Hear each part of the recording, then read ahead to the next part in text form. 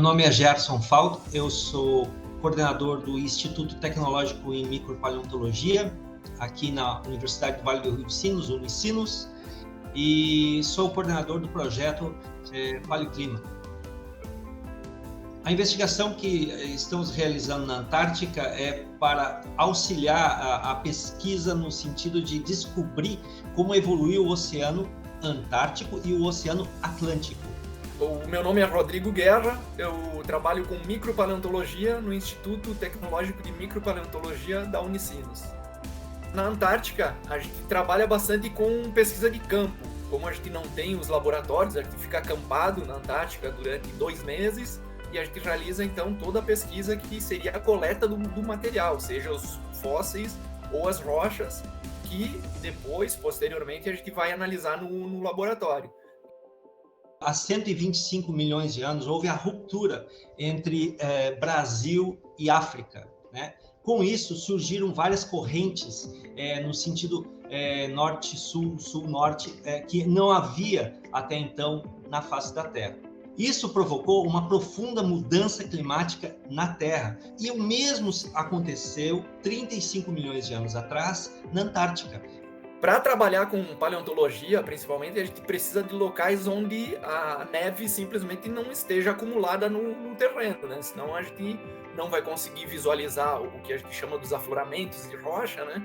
E não vai conseguir visualizar os fósseis. Então, a nossa escolha da Ilha Marâmbio, basicamente pensando em um local onde não tivesse gelo acumulado na ilha.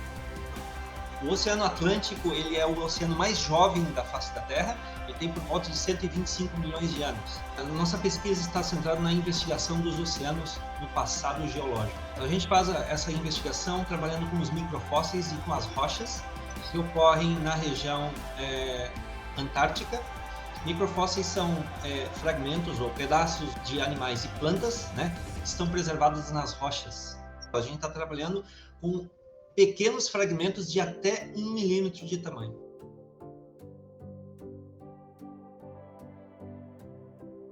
Para um cientista na Antártica, o mais importante seria principalmente o equipamento pessoal, né? As botas de campo, todo esse tipo de coisa que pode evitar vários problemas lá, né? E, claro, um martelo, uma picareta, uma pá para conseguir fazer a limpeza ali do afloramento e evitar a contaminação. Então, imagine que todo dia a gente saía com uma mochila bem pesada, com pás, talhadeiras para poder fazer a limpeza das rochas, sacos plásticos para colocar esse material. A gente saía assim e ainda retornava para o acampamento com pelo menos 10 a 15 quilos de amostras cada um. Então, era bastante coisa. Os microfósseis são importantes porque eles reconstituem como foi o ambiente no passado geológico. Também, dentro desses microfósseis, existe uma parede de carbonato de cálcio, que a gente chama calcita. Essa calcita é como se fosse um gravador.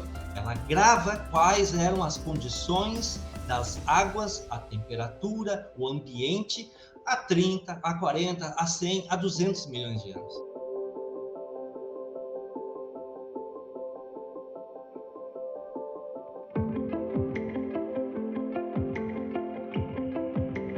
Dentre os achados de macropaleontologia, então a gente encontrou vários troncos de árvore. Então, é a prova de que realmente a Antártica já foi uma floresta, né?